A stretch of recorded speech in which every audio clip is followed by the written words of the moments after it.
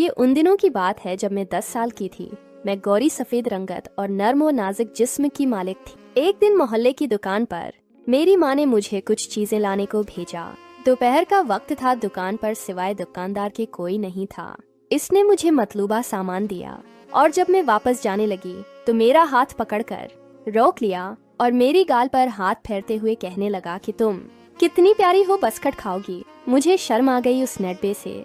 मुझे 5 वाला बस्कट निकाल कर दिया और जल्दी से मेरी गालों पर एक बौसा ले लिया। मैं थोड़ा परेशान हो गई और अपना हाथ छुड़ाकर जल्दी से घर आ गई। मुझे उसकी ये हरकत कुछ पसंद नहीं आई थी। भले मैं बच्ची थी लेकिन इतनी भी ना समझ नहीं थी। बहरहाल वो बस्कट बहुत मजे का था जो उसने मुझे खाने को दिया था। कुछ दिनों बाद की बात है कि अम्मी को बुखार हो गया। मेरी अम्मी ने मुझे पैसे दिए कि दुकान पर जाओ और दाल चावल लाके दो में नेकचड़ी बनानी है। मेरे दिमाग में दुकानदार का इस दिन वाला रवैया घूम गया, लेकिन मैं चौंकी बहन भाइयों में बड़ी थी, इसलिए मुझे ही जाना पड़ा।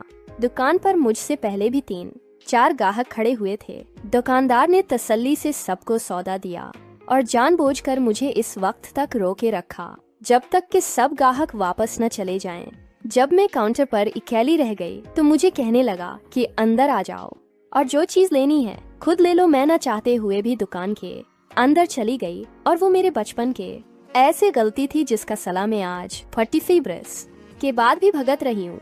मुझे इससे पहले मालूम नहीं था कि इंसान में सिर्फ इंसान ही नहीं बल्कि इंसानों में हैवान भी होते हैं। वो पहले तो मेरी गालों पर हाथ फेरता रहा, फिर इसकी जरत बढ़ती गई। मैं खौफ और परेशानी की अजीब सी कैफियत में मुब्तला थी जिसमें कुछ तजासिस की आमेजिश भी थी। इसके बाद वो मुझे दुकान के पीछे वाले स्टोर में ले गया और काफी वक्त के बाद उसने मेरे मतलूबा सामान के अलावा साथ काफी ज्यादा टाफियां और बस्कट भी थमा दिए थे। मैं चुपचाप घर आ गई। उम्मी ने जब इतनी देर बाद वापस आने का पूछा तो मेरे दिल में खौफजदा चौर घिस आया और मैंने साफ झूठ बोल दिया कि दुकान पर रिश की वजह से देर हो गई थी। उम्मी मुतमईन होकर अपने काम में मसरूफ हो गई और इसके बाद मैं हर कुछ दिन बाद दुकान पर जाती और बिस्कट और टाफिया लेकर वापस आती। फिर मेरा शूर पख्ता होने लगा और एक दिन में बालग हो गई। मेरी माँ ने इस दिन के बाद से मुझे दुकान पर भेजना बंद कर दिया। वैसे भी अब मुझे टाफियों और बस्कट का लालच नहीं रहा था। हाँ, मुझे इतना इदराक होने लग गया था कि ये जो कुछ भी होता आया है मेरे साथ, ये ठीक नहीं है। अब दिल में एक बेचैनी जन्म ले रही थी।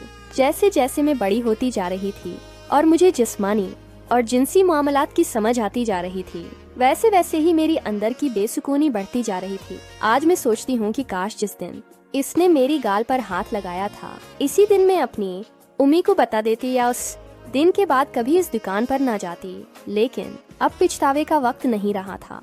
आज मैं 23 साल से ऊपर की हूँ, लेकिन जब किसी काम से घर से निकलती हूँ और वे दुकानदार आज भी मुझे मीठी मीठी नजरों से देखता रहता है।